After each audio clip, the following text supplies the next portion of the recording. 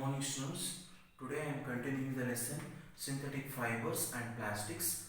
And yesterday I taught you about the plastics. In the plastics I taught you up to the nowadays plastics are the materials of choice, and most of us are preferring to buy the plastic materials. What is the reason for why we are preferring to buy the plastics nowadays more and more?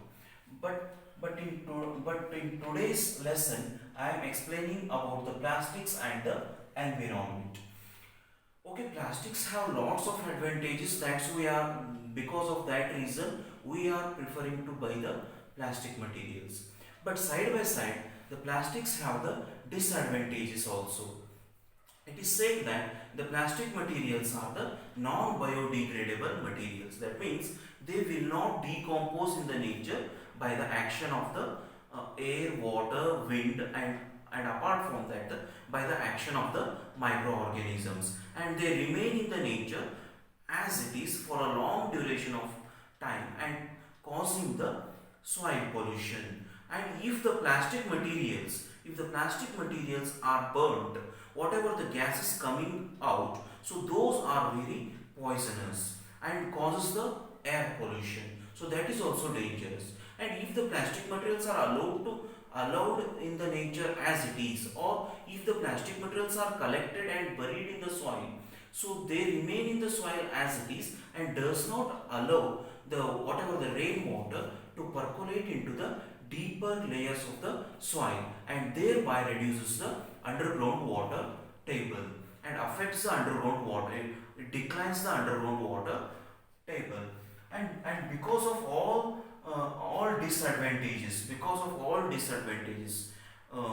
we have to make use of the plastics in limit. And this is what the main disadvantages. And what I said is plastics are the non-biodegradable materials. All the materials that we are making use nowadays are classified into two types as biodegradable and non-biodegradable. The materials those will decompose by the action of the microorganisms easily are called as biodegradable materials, and the materials those will not decompose in the nature by the action of the microorganisms and remains as it is are called as non-biodegradable materials. And plastics materials falls under the group of the non-biodegradable materials. And what I said is because of plastics, those are coming under the group of the non-biodegradable materials, and because of that disadvantages, we have to make use of the plastics in limit when they are very essential. And it is said that we should follow the 5R principle. So 5R means recycle. We should make use of the plastics in such a way that those are possible to recycle and those are possible to reuse, recover, and we should make use of plastics reduce, that means in limit, and refuse.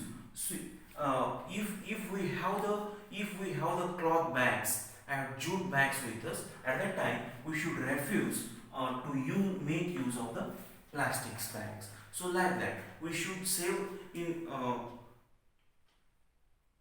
order to save the environment. To save the environment, we have to make use of the plastics whenever it is at most essential.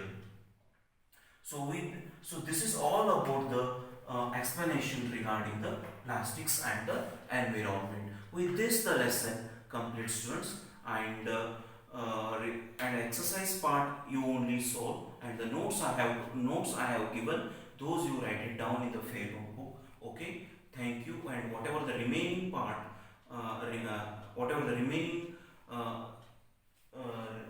whatever the remaining explanation that you have not all understood, you may ask the question. Thank you.